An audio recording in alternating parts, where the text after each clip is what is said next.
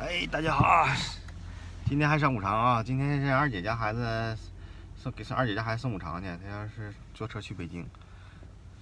昨天跟王菲俩唠嗑，说我们顺便去的话，要不他那边没有车，我就寻思送他一下子。我说正好有事儿。完了，现在是到老弟这块儿，正好二姐腿疼，给检查一下子。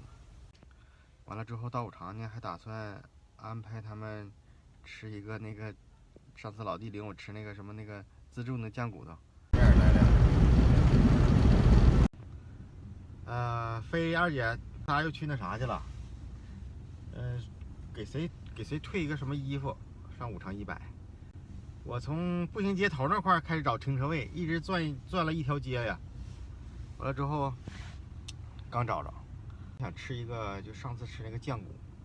完了之后我还不知道位置搁哪儿，但现在刚才一停车，正好停着，看看啊，就搁那块呢，招牌自助酱骨35一位，一定是特别的缘分啊，挺好啊。现在是9点半早上，真营业了，我还担心他们什么下午营业啥的。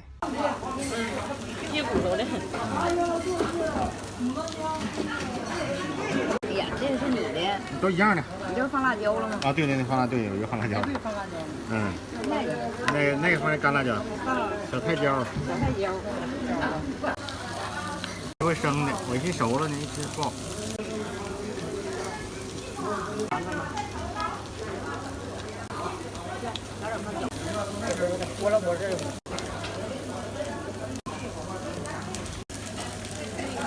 来，你吃吧，啊。对，放点油。等我整这个水果沙拉。嗯。小的来大的。都差不多。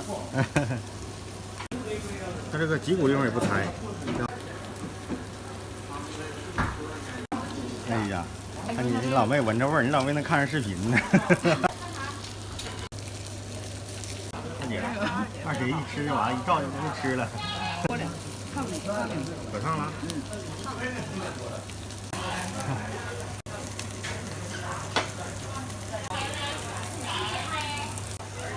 来吧，这口。好了哈。嗯。不是，有点太香了，这地方太腻了。就是香，可香了。就是啊，里边那啥。有点挺腻啊，这玩意儿。就是太香。有，我现在这可多了，我搁哈尔滨县的。哎，我现在是多少？800，跟我一样的。我有那个连来码。挺好的，咱正忙着走道，给我看一眼手机充吧，不对，那是换人的改地址了。我从哪？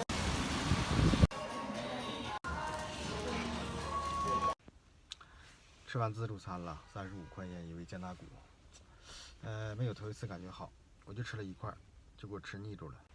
还有就是小飞他们几个去买点零食，还有一个孩子没吃着，那个寻思他这个中午不能休息呢，等我们吃差不多了，发现他请假了，下午休息了，完了给买点零食，拿去吃，他们下去买去了，下去雪花了，飘起小雪花了。